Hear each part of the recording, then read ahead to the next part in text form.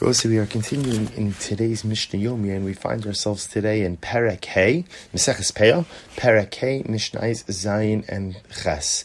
So the fifth chapter of Maseches Peah, Mishnais 7-8. So Mishnah Zayin says as follows: Ha'omer sheshachachu polim lo shachachu balabais. There's an interesting halacha when it comes to shechacha, which is that in order for something to be quote-unquote forgotten in the field, it must have been forgotten by the owner as well as by the workers.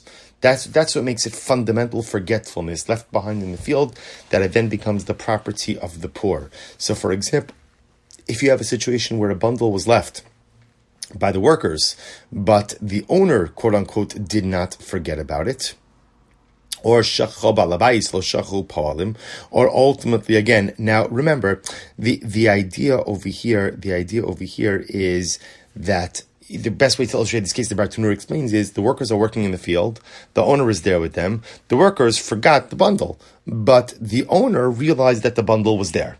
So because he realized it, ultimately it's not shechacha. Conversely, shachacha balabais lo shachachu poalim, or conversely, if the balabais is in the field, he forgot about the bundle, but the workers did not, ultimately again, it's not shechacha. It's not shechacha. So you need both the forgetfulness of the owners as well as of the balabais. Amdu aniyim befanav o shechipu bakash.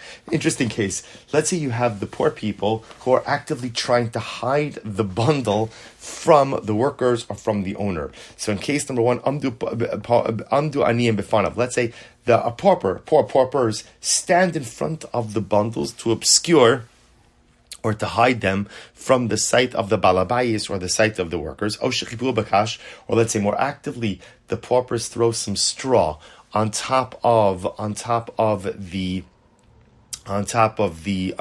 bundles.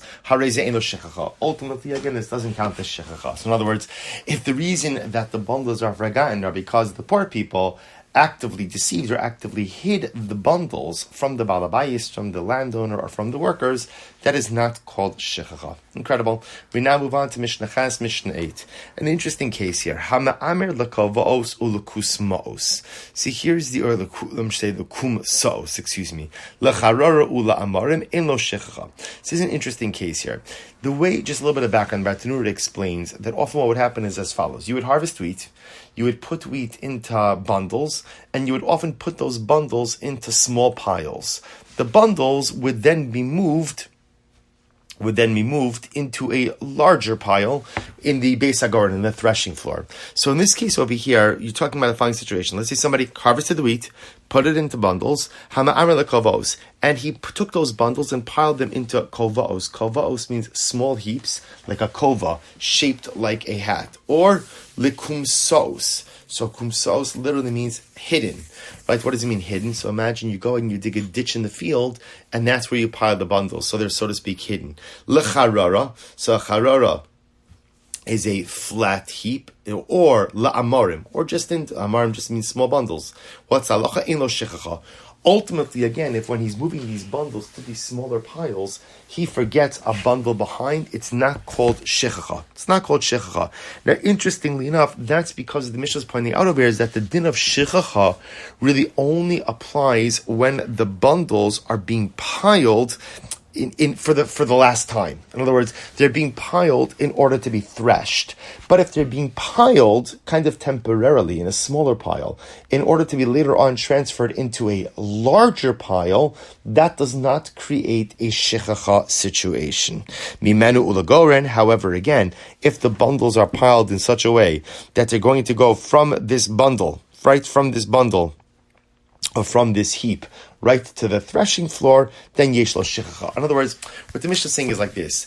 The reason why in the first part of the Mishnah, when you're going ahead and you're piling the bundles in these smaller heaps, that there's no din of shechacha is because we know that the bundles are going to be moved from these smaller heaps to a larger heap. So it's not the final stage.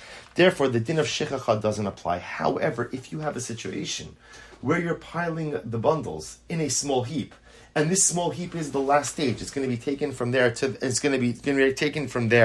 the threshing floor. Then then again, in that kind of case, this is called the final stop, and therefore halacha l'maisa would be subject to shechacha. Very interesting. Hame'amer l'gadish. This is an interesting case. Let's say somebody's piling bundles of wheat, and his intention is to thresh it right there. So he's not going to be threshing it anywhere else. Yesh lo shechacha. So of course, again, in this situation, anything you leave behind is subject to shechacha, because once again, since your intention is to thresh it right there, therefore halacha l'maisa, this is considered to be the final stage, and therefore again, it is subject to shechacha. Mimenu ulagoren. However, again, if one is going to, this is kind of goes back to what we said before.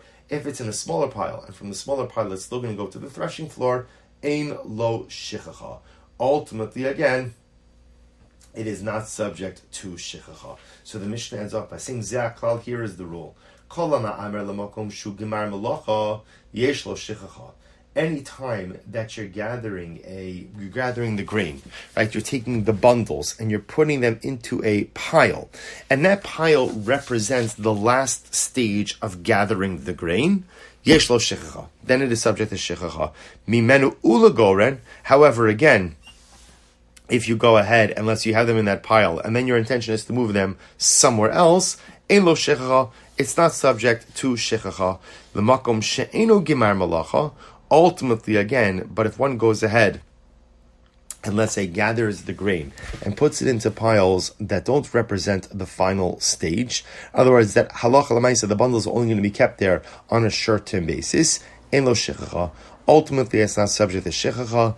Mimenu v'lagoren. However, again, if you're going to go ahead and when you put the bundles into a pile, you're going to take it from the pile into the threshing floor, yesh lo shechacha. Ultimately, again, shechacha will apply. So to kind of consolidate this or condense this even just a little bit simpler, is what the Mishnah is highlighting for me is that halacha l'maisa, the din of shechacha really only applies when the bundle is in its final heap. Now, final heap could mean one of two things. Final heap could mean that the grain is going to be threshed exactly where it is, or final heap could mean this is the last heap that it's in before it goes to the threshing floor. But any kind of intermediary piles, the grain is not considered to be quote-unquote finished, and therefore halacha l'maisa, not subject to shechacha. Wonderful. Shkayach Harbanu, we just finished Parak Hey. Mazel Tov. Wishing everyone a wonderful day. We will continue Hashem in Parak Vav tomorrow.